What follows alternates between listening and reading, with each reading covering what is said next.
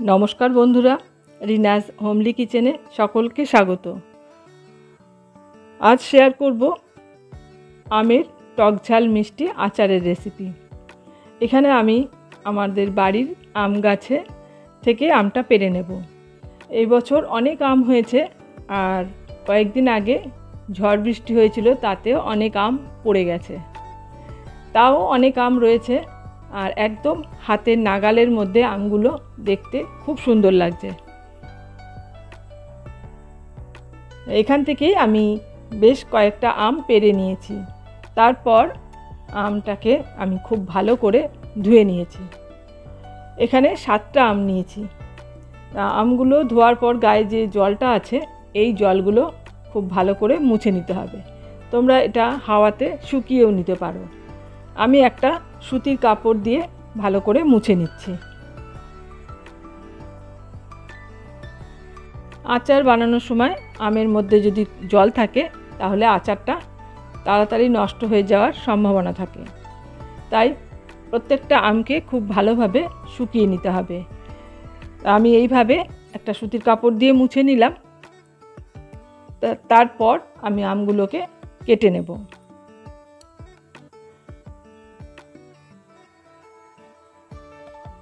আর আমি আমগুলোকে ছুরি দিয়েই কাটবো, তোমরা বটি দিয়েও কেটে নিতে পারো। এখন এই আমের বোটার অংশটা প্রথমে ছুরি দিয়ে কেটে নিলাম। তারপর একটা পিলার দিয়ে আমের খোসাটা খুব ভালোভাবে ছাড়িয়ে নেব।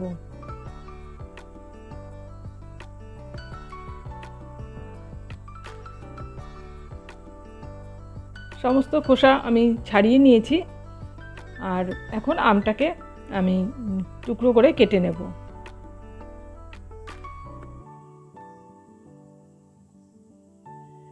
আমটার এখনও আটি হয়নি, তাই আমি আমটাকে আমার পছন্দ মতো এই গোল গোল করে কেটে নিচ্ছি। তোমরা তোমাদের পছন্দ মতন যেভাবে ইচ্ছে কেটে নিতে পারো।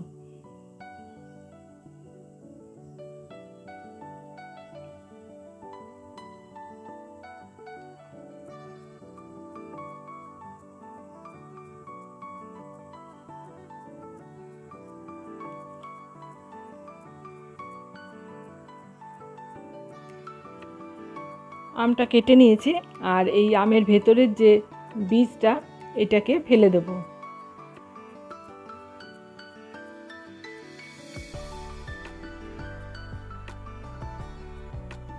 সবগুলো আম আমি এইভাবেই কেটে নিচ্ছি।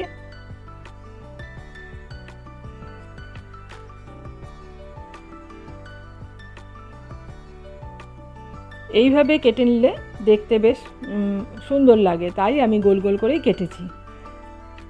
এবার এই আমটাকে আমি একটা বড় পাত্রের মধ্যে নিয়ে নিচ্ছি। এর মধ্যে দিয়ে দিচ্ছি 1 চামচ নুন। নুনটা দিয়ে খুব ভালো করে প্রথমে একটা চামচ দিয়ে আমের গায়ে ভালো করে মাখিয়ে নিতে হবে।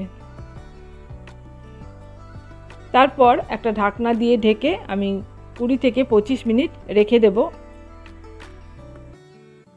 20 মিনিট পর এই যে আমটার থেকে বেশ অনেকটাই জল বেরিয়েছে।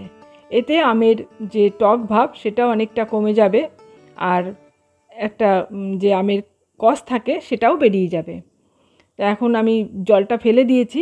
এবার এই আমের মধ্যে এই কাপের 1 কাপ চিনি দিচ্ছি, আর আরও 1/4 কাপ চিনি এর মধ্যে আমি দিয়ে দিচ্ছি।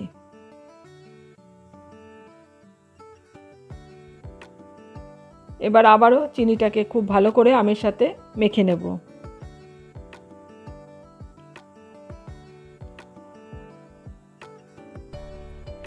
চিনিটা মাখা হয়ে গেলে তোমরা গুড় দিয়েও এটা করতে পারো।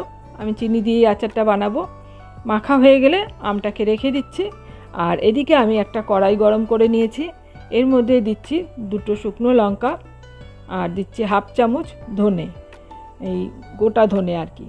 ধনে আর শুকনো লঙ্কাটাকে প্রথমে একটু ভালো করে ভেজে নেব।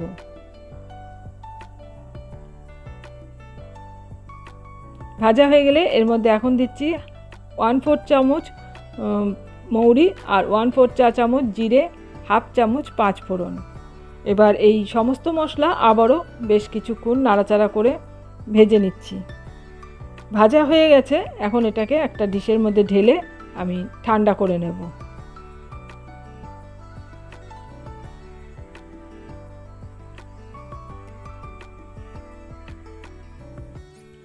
এবার এই কড়াইয়ের মধ্যে চিনি দিয়ে মেখে রাখা আম টুকরোগুলো দিয়ে দিলাম। আর চিনিটা গলে গেছে, তাও অল্প অল্প রয়েছে, সম্পূর্ণ চিনিটাও আমি এর মধ্যে দিয়ে দিলাম। এবার গ্যাস অন করে দেব।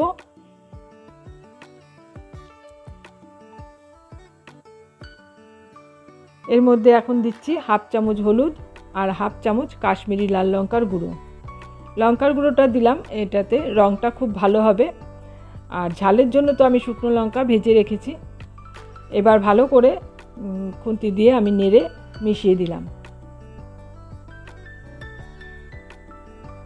চিনিটা গলতে শুরু করেছে, আর এখন এটাকে একটু ঢাকা দিয়ে আমটা সেদ্ধ হওয়ার জন্য রেখে দেব। 4-5 মিনিট পর ঢাকাটা খুলে নিয়েছি। আর এখন এর মধ্যে দিচ্ছি হাফ চামচ বিট লবণ। ভালো করে নুনটা মিশিয়ে নেব। আর আচারের মধ্যে একটু বিট নুন দিলে পরে আচারটা খেতে খুব ভালো লাগে। ভালো করে নেড়ে নুনটা মিশিয়ে দিলাম। আর এটা আরও 3-4 মিনিট আমি ভালো করে ফুটিয়ে নিয়েছি।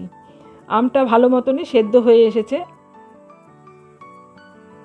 এই সময় দিয়ে দিচ্ছি 1 চামচ ভিনিগার। ভিনিগারটা দিলে আচারটা বেশ 1 বছর ভালো থাকবে। এবার আমি যে ড্রাই রোস্ট করে রেখেছিলাম মশলাটা, সেটা গুঁড়ো করে নিয়েছি। সেখান থেকে দিয়ে দিচ্ছি 2 চামচ মতন ভাজা মশলার গুঁড়ো। তারপর খুব হালকা হাতে ওলট পালট করে মিশিয়ে নিতে হবে মশলাটাকে, যাতে আমগুলো ভেঙে না যায়।